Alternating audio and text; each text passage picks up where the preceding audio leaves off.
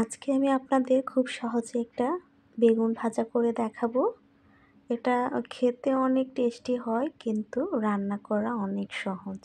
এই যে আমি একটু হলুদ লবণ দিয়ে বেগুনগুলো মাখিয়ে নিব। আর বেগুনগুলো দেখেন আমি লম্বা লম্বি শেপ দিয়ে টুকরো টুকরো করে নিয়েছি। এখন কিন্তু আমি হলুদ লবণ দিয়ে মাখিয়ে নিচ্ছি। হলুদ লবণ দিয়ে মাখিয়ে নিলাম আর এক পাশে আমি একটা প্যানের মধ্যে কিছু পেঁয়াজ কুচি করে আগে থেকে রেখে দিচ্ছি।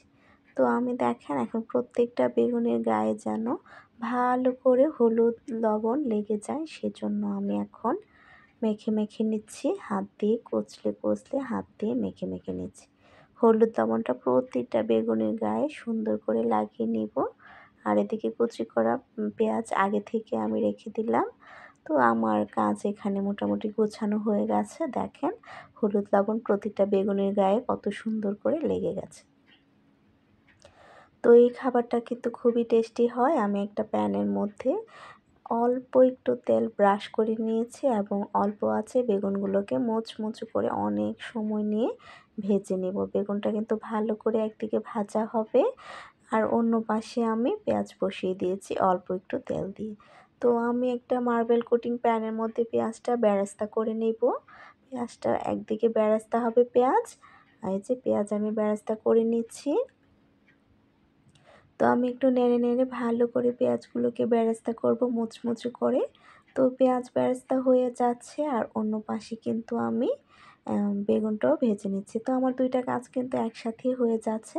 আর সহজেই কিন্তু বেগুন ভাজাটা হয়ে যাবে। খেতে কিন্তু খুবই টেস্টি হয়। কাজ কিন্তু সহজ কিন্তু খেতে অনেক দারুণ হয়। আপনারা বাসায় বানিয়ে খাবেন, আমাকে জানাবেন কমেন্টস করে কেমন হয়। দেখেন আমার বেগুনগুলো আস্তে আস্তে মুচমুচে করে ভাজা হচ্ছে। আর অন্য পাশে আমি পেঁয়াজ বেরেস্তা করে নিচ্ছি। পেঁয়াজটা ব্রাউন কালার হবে না, জাস্ট একটু সতে করে নিলেই হবে। তারপর পেঁয়াজটা আমি বাকিটা ভাজবো বেগুনের সাথে। এই যে দেখেন আমি একটু সতে করে নিয়েছি আর এখানে দিয়ে দিলাম বেগুনের উপরে। আমি ইচ্ছা করলে কিন্তু একসাথে দিতে পারতাম, কিন্তু সেই ক্ষেত্রে পেঁয়াজটা পুড়ে যেত।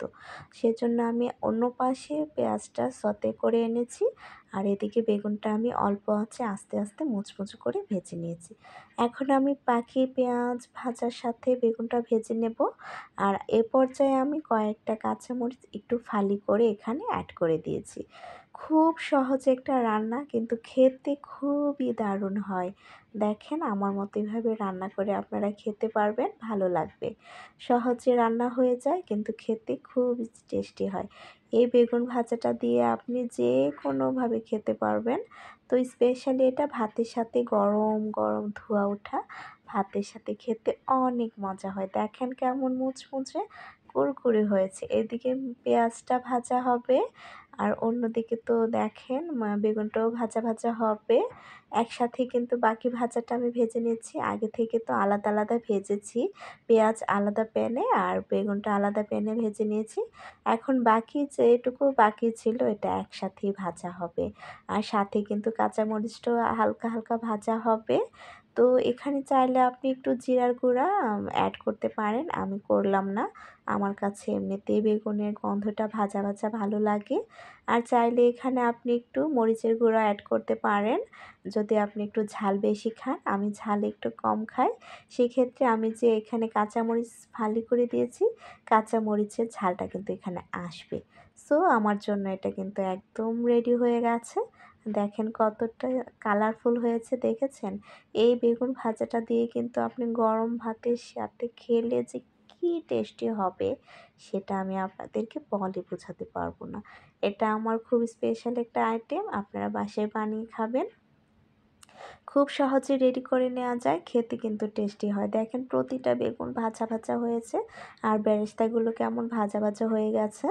তো এটা কিন্তু অনেক মুচমুচে হয়েছে বলতে গেলে। খুব ভালো লাগবে। পোলাওর সাথে খেলে কিন্তু বেশি মজা হয়। এভাবে ভেজে লম্বা লম্বি করে ভেজে আপনি যদি একটা ডিশের মধ্যে পরিবেশন করে আপনি ডাইনিং টেবিলে পরিবেশন করেন তাহলে কিন্তু খুব ভালো লাগবে। এখন এটা একদম অনেকটা সফট হয়ে গেছে এবং মুচমুচে হয়েছে। উপর থেকে হয়েছে ক্রিসপি আর ভেতর থেকে হয়েছে রসালো, জুসি জুসি আর কি যেটাকে বলে। যাই হোক, আমার বেগুন ভাজাটা কিন্তু ফাইনালি হয়ে গেছে। আমি এখন একটা প্যানের মধ্যে মার্বেল কোটিং প্যানটা যেহেতু আমি আগে থেকে বেরেস্তা করে রেখেছিলাম, তো এখানেই সবটা রেখে দিয়েছি। যেহেতু এখন এটা অনেকটা মিশে গেছে, ভাজা ভাজা হয়ে গেছে, খুব সুন্দর হয়েছে দেখতে, যেমন দারুণ হয়েছে, খেতে কিন্তু খুবই মজা হয়েছে। এভাবে আপনারা বানাবেন, আমাকে কমেন্টস করে জানাবেন।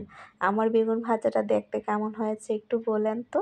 আমার কাছে কিন্তু দেখতে অনেক ভালো লাগছে, আর এই খাবারটা আমার খুবই প্রিয়। সবাইকে অসংখ্য ধন্যবাদ।